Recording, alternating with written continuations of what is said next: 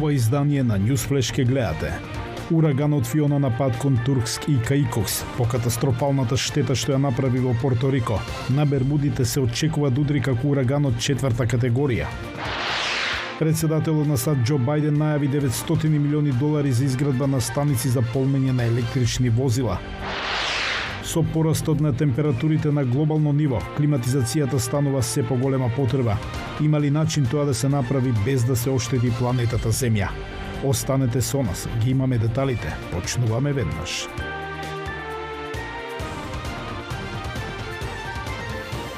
Поздрав од Вашингтон, ова е ТВ журнал од Newsflash на гласот на Америка на македонски јазик. Јас сум Јован Наумовски. Ураганот Фиона се приближува кон островите Туркск, додека претходно беснееше во Порто Рико и Доминиканската република. Американскиот национален центар за урагани соопшти дека Фиона прераснал во ураган со максимални постојани ветришта од 185 км на час и се очекува да зајакне во наредните денови. Синоптичарите велат дека дождовито невремето ќе продолжат да предизвикуваат поплави опасни по живот низ Порто Рико и источниот дел од Доминиканска република со дополнителни 8 до 20 сантиметри воден талок. Штетата предизвикана на инфраструктурата, урбаните области и резиденциите е катастрофална, изјави во понеделникот гувернерот на Порто Рико. Тој истекна дека многу од областите се соочија со полоши поплави отколку тие во 2017 година кога ураганот Марија ја погоди територијата на островот. Националната гарда спаси повеќе од 900 луѓе од поплавите од лизгање на земјиштата. Синоптичарите велат дека очекуваат бурата да се приближи до Бермудите како ураган со поголема категорија доцна во четврток. Председателот на САД Џо Бајден најави $900 милиони за изградба на станици за полнење на електрични возила, што е дел од планот до 2030 година половина од продадените возила во САД да бидат токму на електричен погон.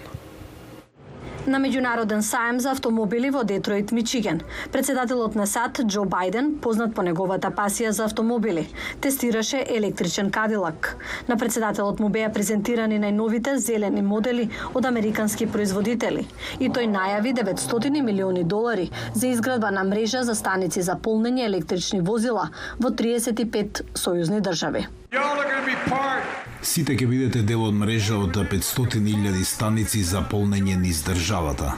Финансирањето е дел од $7,5 милиарди обезбедени со двопартискиот закон за инфраструктура од 2021 година, кој предвидува национална мрежа за полнење електрични возила.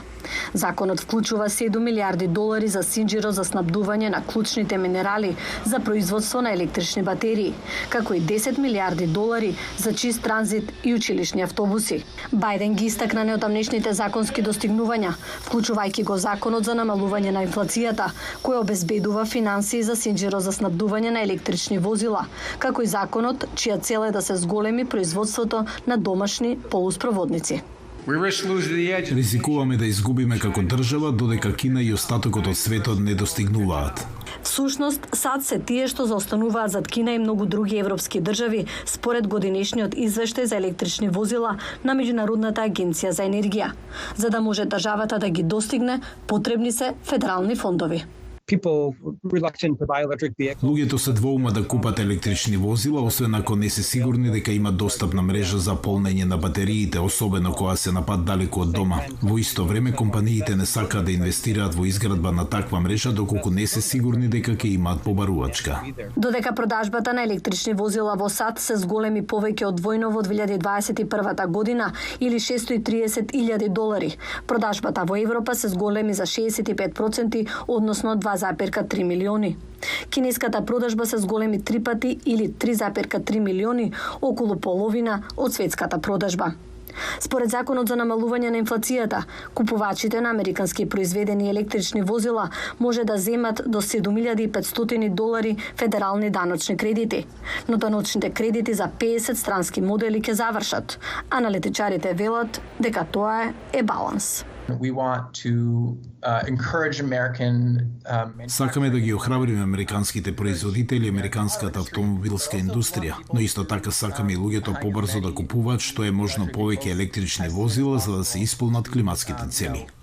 Цели што администрацијата ќе треба да ги балансира, како што државата се оддалечува од автомобилите на бензин. Освен климатските цели, друг глобален проблем кој го мачи светот е украинско-руската криза. Зеленски побара помош која е праќа Западот да биде усогласена со темпото на контраофанзивата. Во меѓувреме тој треба да се обрати на собирот на Обединетите нации со однапред снимена видео порака во среда. А украинците пак собираат донации на многу креативни начини, а во помошта се вклучени и најмладите. Деца од регионот на Киев продаваат рачно изработени накити за да соберат пари за украинската армија.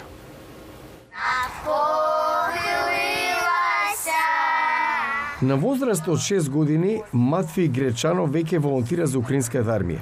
Заедно со неговите другари од преградието на Киев изработуваат накит што потоа го продаваат за да соберат пари за украинската војска. Летиме на раквици и собираме пари за украинските војници за да победиме. Матвеј можеби е млад, но знае што значи војна. Речиси цел март живеел во подрум со неговата мајка кога руските војници го бомбардирале градот. Бевме овде за време на гранатирањето. Беше многу страшно. Бомби и авиони летеа над нас. Гледавме како доаѓаат и заминуваат руски тенкови. 9-годишната Ања Тарасук волонтира заедно со Матвеј. Се вратила во регионот на Киев откако заминале русите. За неа, победата на Украина пред се значи шанса да живее во сопствениот дом. Ја рада што мы да помагаме за Драго ми е што им помагаме на вооружените сили оти сме дома, а не на некое друго место каде ништо не знаете. Ме прави среќна.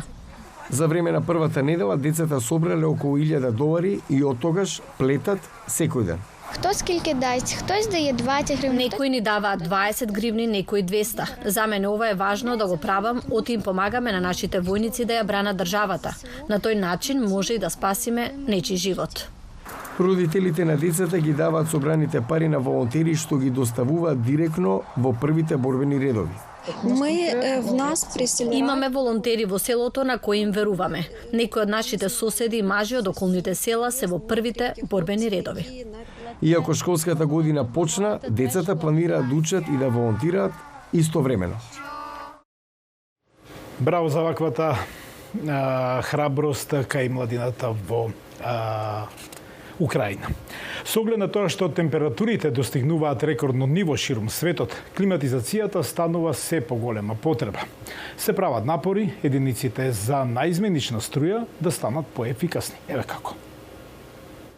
Со високите температури, климатизацијата станува неопходност. Сепак, тоа е исто така дел од проблемот.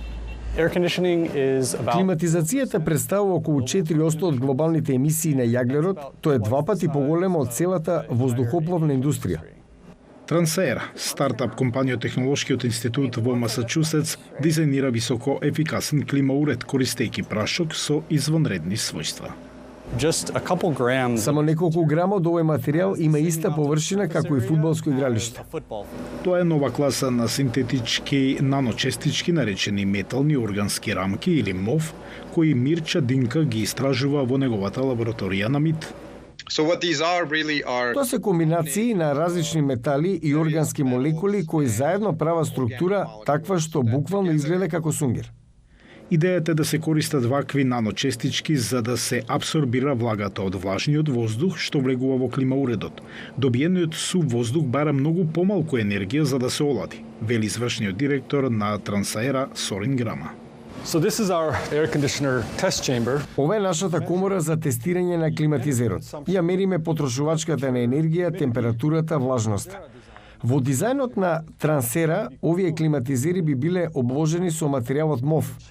Можеме да постигнеме најмалку 35% енергетска ефикасност и во некои случаи и 50% поефикасни од конвенционалниот климауред. Бројот на климауреди ширум светот се очекува да се зголеми тројно до 2050 година, според Меѓународната агенција за енергија. Толку од нас. Се гледаме повторно утре. Пријатно.